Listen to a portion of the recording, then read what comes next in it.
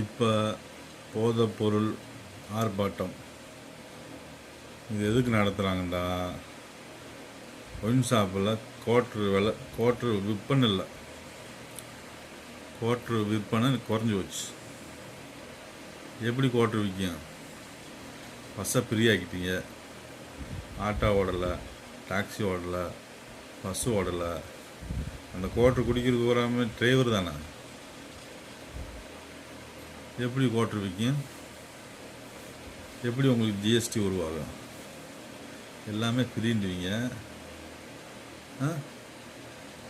அப்புறம் ஃப்ரீலாம் போகிறாங்க. ஏமா நான் உசம்பட்டி போயிட்டு வரேன், தேனி போயிட்டு வரேன், கம்பத்துக்கு போயிட்டு வரேன் என்று சொன்னால், நீ ஒன்றும் பிடுங்க வேணாம், எனக்கு பஸ்ஸு ஃப்ரீ, நானே போயிட்டு வரேன். நீ போனால் 200 சாரை வாங்குவ,